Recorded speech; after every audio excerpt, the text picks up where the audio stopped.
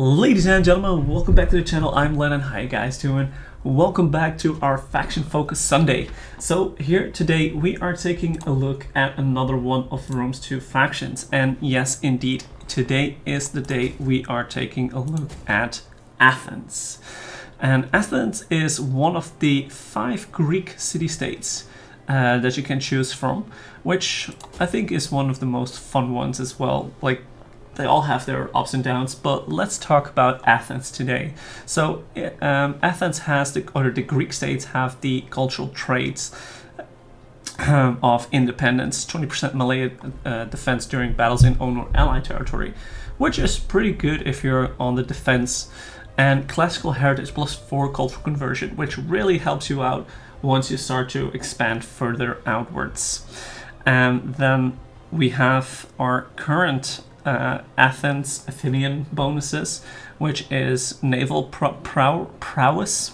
I can't even pronounce that right, but yeah, +3 experience ranks for Athenian ships, which can be very interesting. And the center of culture, +20% of all culture income, which is really, really good. But let's get to the campaign map, and I'll see you guys in a second.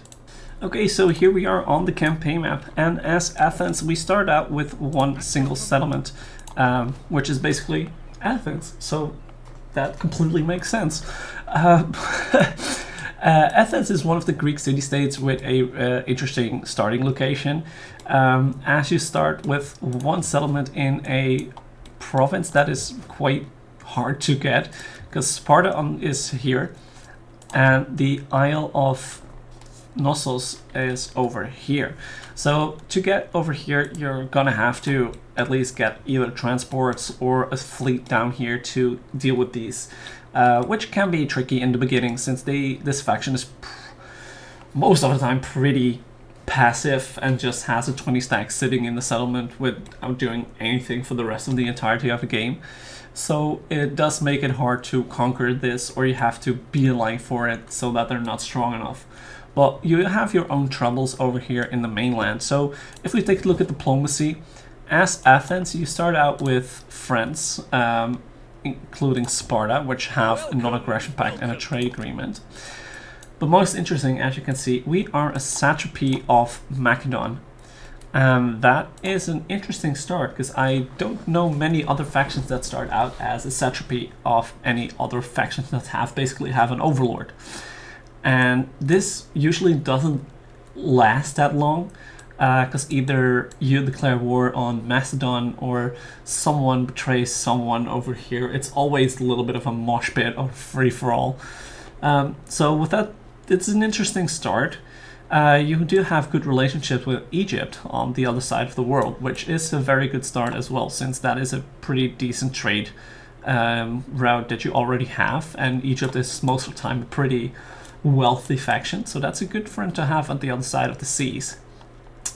Further than that, you don't start with any enemies, but you certainly are going to make quite a few of them. So if we take a look at armies and standard, like unit-wise, what do you have? What does Athens have that makes it special? And the answer is, honestly, not that much. Athens excels in one thing, and those are their hoplites. Their spear infantry. Their spear infantry are pretty decent, very decent. Even the light hoplites have pretty decent stats: 45 melee defense, 65 armor, not much attack, weapon damage, but they can hold out quite some time, as even the light hoplites. Your military field dispatches in 2 different lines. One of them is mostly accounted for the missile units, so you do have some peltists, some javelins, and upgrade into peltists and archers. So Athens has a decent amount of missile options with peltists, archers, javelins, and if you take a look at their mercenaries, they got the Gorgo skirmishers from Sparta. They have the normal peltists, they have the Cretan archers, which are very, very good. Also pretty expensive, 300 upkeep a turn. And I believe they are not in this right now, but I do believe they do get access to Rhodian slingers, which basically are some of the best slingers in the game as well. So you do have a very decent missile contingency at your disposal. Also, you have the ability to get some skirmisher cav and some Tarantine cav. So, as we take a look at the Holy Cedars, or the Hoplite Barracks, or the barracks lines, this is where you get your infantry and your cav. So, with the muster field, you already get access to hoplites. In the tier 2 building, you can get pikemen. And although you think, oh wow, pikemen, pretty decent. Although this is the only form of pikemen they have no upgrade after these guys. So this is the only pike unit that you're left with in Athens, which they are not that great, but pretty good placeholders. And you do get Citizen Cav. Citizen Cav is basically the cav unit that you're pretty much going to use the entire game, because Athens lacks a lot of cavalry strength. The best cavalry that they probably are going to get is probably going to be mercenaries, and that's most of the time is either Citizen Cav as well, or Tarantine Cav, which is a missile cav, which is pretty decent but not too special like in the attack department. So it is and tier 3 you get some decent units. You get the Thurio Spears, which is a very diverse style unit, has Pila as well, which can be very, very handy if you put them on the flanks and throw them out. Very good, very decent unit, pretty quick on the charge as well. You also have the Thurios Hoplites, which are a little more expensive, same upkeep basically.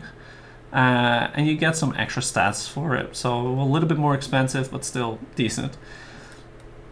There you get the Tarantines as well, missile cav unit, which we talked about earlier, and you get the one melee infantry unit that is available to Athens, the Thorax Swordsmen, which are decent, but they're gonna get outgunned or outmatched probably because we don't have guns yet.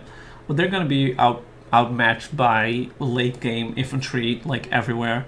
They can hold their own, but against the charges of the Falksmen or the heroic nobles, or I don't know, the general units, barbarian infantries, they stand little to no chance.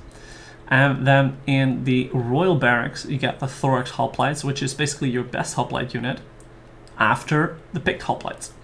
Picked Hoplites is one of the two or three general options as well, which is a very, very sturdy hoplite unit. These guys can soak up a lot of damage with a 42-30 melee attack damage, a decent, quite for a hoplite, a decent charge bonus.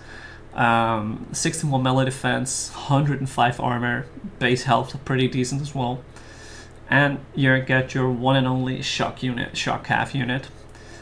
Very late game unit, pretty expensive and pretty decent. Nothing special to actually, yeah. They're good for good on a charge. 57 charge bonus, but still melee attack weapon damage is still not that great. So if you're playing as Athens, you're mostly gonna make use of your variety of hoplites and maybe even pikes, with some very decent archers or peltists as support, with minimal cav support.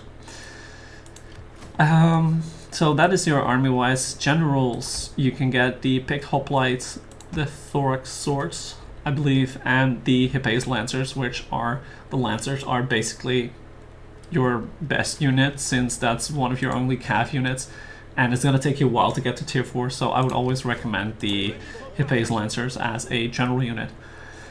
Okay, so that is that. On the ship side, yeah, we do have some decent ships, which give you extra,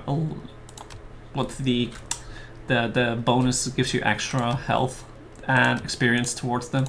So that's pretty decent. So you have these two buildings that go a long way into the fleet department.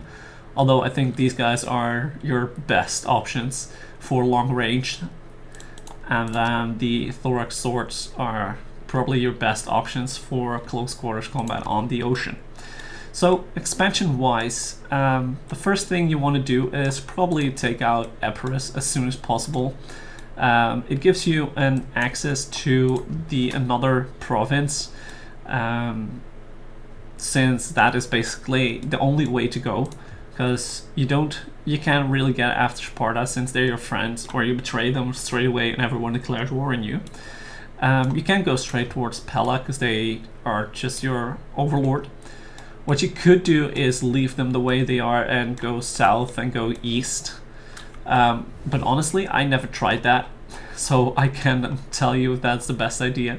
Most of the time what I tried to do was secure these guys, and by that time either rebel against Macedon or make sure they declare war on you, so yeah, you can get this entirety under your control.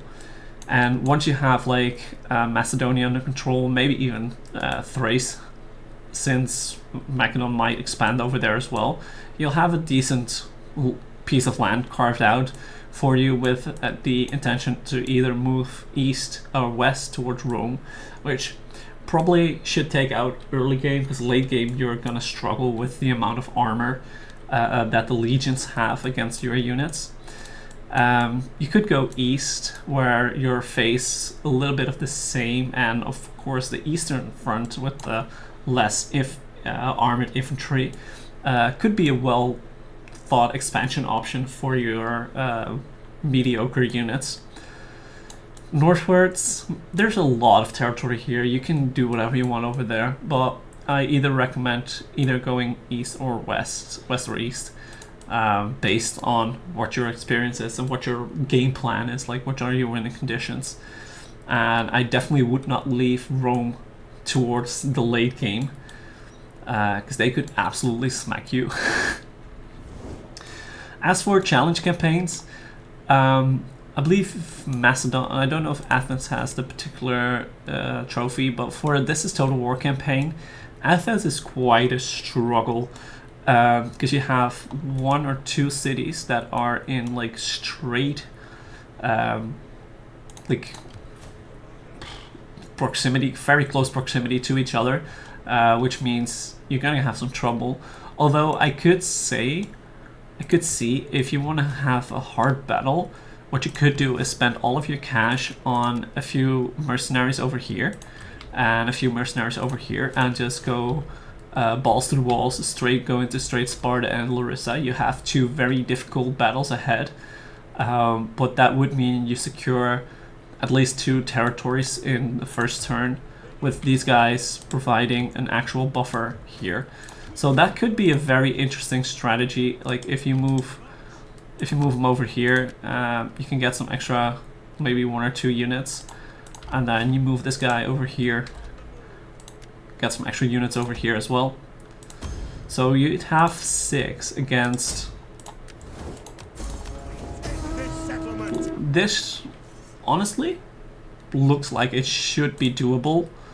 Their calf and their hoplites won't be that much of an issue, and your Base Lancer could easily take up most of this trash. So this could be a fight that you can win in turn 1. And then if you take this over here and get that towards Sparta. I don't know why I cannot attack Sparta right now. I don't know why that is a thing. But you probably 5 and 8 is 13, and you have 7. It's gonna be a tough fight, but if you could do that, that means you take out 2 of your biggest opponents in turn 1, which means you have a very decent start for this Total War campaign. Although you're gonna get some trouble from the other side of the seas, who will send stacks over the sea to just torment your ass. But all in all, very interesting campaign. A lot of infantry focused. You do have to be tactical because you don't have the superior units and superior numbers on your side most of the time. So you do have to fight pretty strategically with your pikes and spears. But it can be it can mean a very interesting campaign. So all in all, I would say a very decent, desirable campaign to play. Although I would recommend at least some earlier on experience in round 2 for a first or a second campaign. Athens might get a little bit tough on higher difficulties. So with taking that into account, I think I've said most of what I want to do. So what I need from you guys is a little bit of help. Let me know in the comments which faction you want to see next, which one is on your list, which one you do need more information on. And if you think I missed anything that is particularly interesting for these videos, be sure to leave it down in the comments as well, because I'm very open to suggestions and feedback on how to improve these videos. So with that being said, I just want to say thank you guys for watching. Hopefully you guys enjoyed, and I think I'll see you guys next week. Peace.